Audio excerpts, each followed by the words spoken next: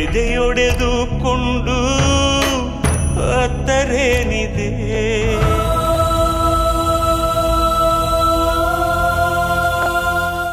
ಇದು ಹಿಂಗೆ ಬಿದ್ದಿತ್ತಪ್ಪ, ಅದು ಈ ಕಡೆ ಬಿದ್ದಿತ್ತ? ಹೆಂಗೆ ಬಿದ್ದಿತ್ತು ತೋರಿಸಿ ಯಾರಾದರೂ. ಹಾಂ,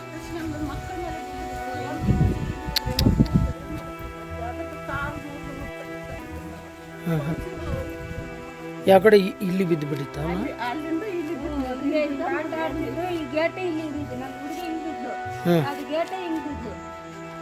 ಈಗ ಡೆತ್ ಆಗಿದ್ದ ಮಗು ಯಾವ ಕಡೆ ಬಿದ್ದಿತ್ತು? ಹಿಂಗೆ? ಹಾಂ ಹಾಂ ಹಾಂ ಹಾಂ. ಇದ ಮೂರ್ಖಂಡು. ಏನು ಸೇಫ್ಟಿನೇ ಇಲ್ಲಲ್ಲಮ್ಮ ಇದು.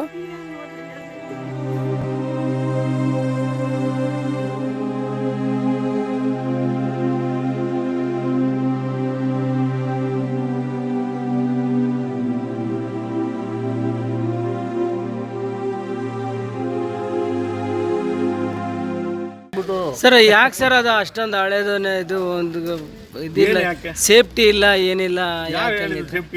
ಅದಕ್ಕೊಂದು ಸಿಮೆಂಟ್ ಹಾಕಿ ಪ್ಲಾಸ್ಟಿಂಗ್ ಮಾಡಿಲ್ಲ. ನಾನು ನೋಡ್ಕೊಂಬಂದಿದ್ದೀನಿ. ನಾನು ನೋಡ್ಕೊಂಬಂದೆ. ಈಗ ತಾನೇ ನೀವು ಹೋಗಿ ನೋಡಿ, ನಾನು ಇವಾಗ ನೋಡ್ಕೊಂಬಂದೆ. ಆಯ್ತಾ? ಹೋಗಿರ್ಬೇಕು, ಅದು ಹಂಗೆ ಬೀಳಲ್ಲ. ಈಗ ಬಿದ್ದಿದೆಯಲ್ಲ, ಈಗ ಯಾರು ಟಚ್ ಮಾಡಿದ್ರೆ ಕೆಟ್ಟು ಬೀಳಂಗೆ ಇಡ್ತೀರಾ ನೀವು? ನೋಡಿ ಇವಾಗ 5 ವರ್ಷದ್ದು ಪಾಪ ಕಂದಮ್ಮ ನೆಗ್ಲಿಜೆನ್ಸಿಗೆ ಹೋಯ್ತು. ಈಗ ಯಾರದು? ಏನಾಯ್ತು ನಡಿ? ನಿಮ್ಮ ನೆಗ್ಲಿಜೆನ್ಸಿ ಆಗಿದೆ. ಇವಾಗ ಏನದು ಪರಿಹಾರ ಏನು ಮಾಡ್ತೀರಿ? ಅದು ನಾವು ಡಿಸ್ಕಸ್ ಮಾಡ್ತೀವಿ. ಬನ್ನಿ.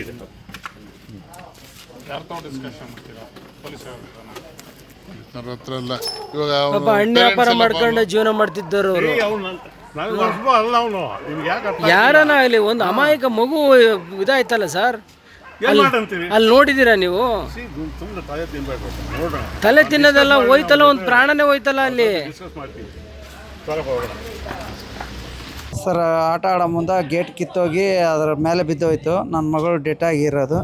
ಎರಡು ಮಕ್ಕಳು ಆಟ ಆಡ್ತಾಯಿತ್ತು. ಒಂದು ಮಗಳದ್ದು ಕಾಲು ಮುರಿದೋಗಿರೋದು. ಕಾಲು ಮುರಿದೋಗಿರೋದು. ಹೌದು,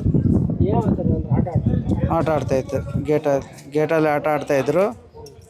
ಅದು ಇವತ್ತು ಇದಾಗಿ ಅನ್ಎಕ್ಸ್ಪೆಕ್ಟ್ ಆಗಿ. ನಮಗೂ ಗೊತ್ತಿಲ್ಲ ಸರ್. ನಾವು ರೀಸೆಂಟಾಗಿ 5 ತಿಂಗಳು ಆಯ್ತು ಬಂದು.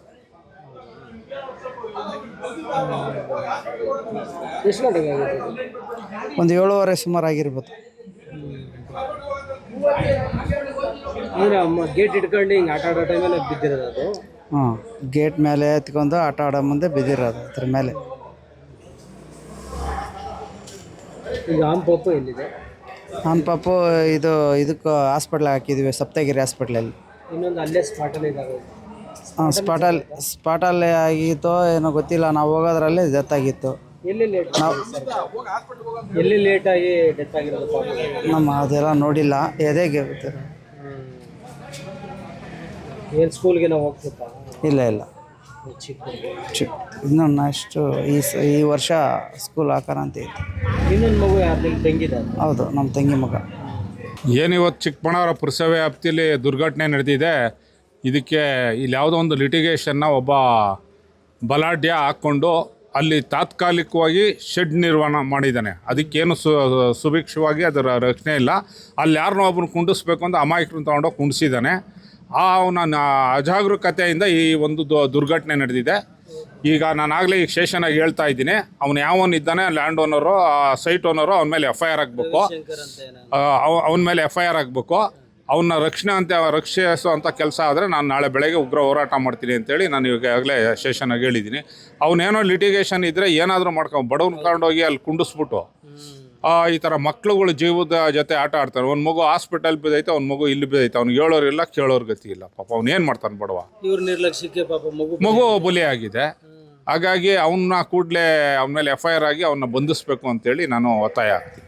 ಇವರು ಸುಮಾರು ಒಂದು 4 ವರ್ಷದಿಂದ ಸೋಲ್ದನಹಳ್ಳಿ ಗ್ರಾಮದಲ್ಲೇ 4-5 ವರ್ಷದಿಂದ ಲೇಬರಾಗಿ ಕೆಲಸ ಮಾಡ್ತಾಯಿದ್ದ ಇಮಾಮನವನು. ಅದಾದ ನಂತರ ನನ್ನ ಹತ್ರ ಅಲ್ಲಿ ಸೋಲ್ದನಹಳ್ಳಿನಾಗೆ ಕೂಲಿ ಕೆಲಸ ಮಾಡೋನು, ಗಾರೆ ಕೆಲಸ, ಕೂಲಿ ಕೆಲಸ ಮಾಡೋನು. ಇವಾಗ ಇವನು 6 ತಿಂಗಳಿಂದ ಈ ದ್ವಾರಕಾನಗರ 6ನೇ ಕ್ರಾಸಾಗೆ ಮನೆಯಾಗೆ ಒಂದು ಶಿಥಿಲವಾಗಿರೋ ಮನೆ, ಆ ಕಾಂಪೌಂಡ್ ಎಲ್ಲ ಶಿಥಿಲವಾಗೈತೆ. ಅದು ಸೆಕ್ಯೂರಿಟಿ ಇಲ್ಲ. ಆ ಕಾಂಪೌಂಡ್ ಬರೀ ಮಳ್ಳ ಕಟ್ಟಿರೋದು, ಸಿಮೆಂಟ್ ಹಾಕಿಲ್ಲ. ನೋಡಿದ್ರೆ ಪಾಪ ಹುಡುಗರು ಆಡ್ಬೇಕಾರೆ ಗೇಟ್ ಅಲ್ಲಾಡಿಸ್ಬೇಕಾರೆ ಗೇಟ್ ಮೇಲೆ ಇದ್ದಂಥ ಗೋಡೆ ಇಟ್ಕೆಗಳು ಆ ಮಕ್ಕಳ ಮೇಲೆ, ಇಬ್ಬರು ಮಕ್ಕಳ ಮೇಲೆ ಬಿದ್ದು ಒಂದು ಮಗು ಸ್ಪಾಟಾಗೆ ತೀರ್ಕೊಂಡಿದೆ. ಇನ್ನೊಂದು ಮಗು ಸಪ್ತಗಿರಿ ಹಾಸ್ಪಿಟ್ಲಿನಾಗೆ ಚಿಕಿತ್ಸೆಗೆ ತಗೊಂಡೋಗಿದ್ರೆ ಶಿ ಈಸ್ ಬೋನ್ ಫ್ರ್ಯಾಕ್ಚರ್ ಆಗಿದೆ ಅಂತೆ ಡಾಕ್ಟ್ರು ಹೇಳ್ತಾ ಇದ್ದಾರೆ. ಇವಾಗ ಈತ ಬಡವ, ಇವನು ಹಣ್ಣು ವ್ಯಾಪಾರ ಮಾಡ್ಕೊಂಡು ಫುಟ್ಪಾತ್ನಾಗೆ ಜೀವನ ಮಾಡ್ತಾಯಿದ್ದಾನೆ. ಇವಾಗ ಈತನಿಗೆ ಮುಂದಿನ ಕಾರ್ಯಕ್ಕೆ ನಡೆಸೋಕ್ಕೆ ಅವನು ತುಂಬ ಬಡವ ಆಗಿರೋದ್ರಿಂದ ಈ ಚಿಕ್ಕಬಳ್ಳಾಪುರ ಗ್ರಾಮದಾಗೆ ಎಲ್ಲರೂ ವುಮೆನ್ ರೈಟ್ಸ್ನವರು ಮತ್ತು ನನಗೂ ವಿಚಾರ ತಿಳಿತು. ನಾನು ಬಂದೆ ಸ್ಪಾಟ್ಗೆ. ಸಲೀಮ್ ಅವರು, ಚಿಕ್ಕಣ್ಣವರು ಇವರೆಲ್ಲ ಸೇರ್ಕೊಂಡು ಒಂದು ಅವನಿಗೆ ಸಹಾಯ ಮಾಡಬೇಕನ್ನೋ ಉದ್ದೇಶದಿಂದ ಬಂದು ಆತನ ಜೊತೆ ನಿಂತ್ಕೊಂಡು ಕಂಪ್ಲೇಂಟ್ ಎಲ್ಲ ಮಾಡಿಸಿ ಪೊಲೀಸ್ನವರು ಒಳ್ಳೆ ಸಹಕಾರ ಮಾಡಿದ್ದಾರೆ.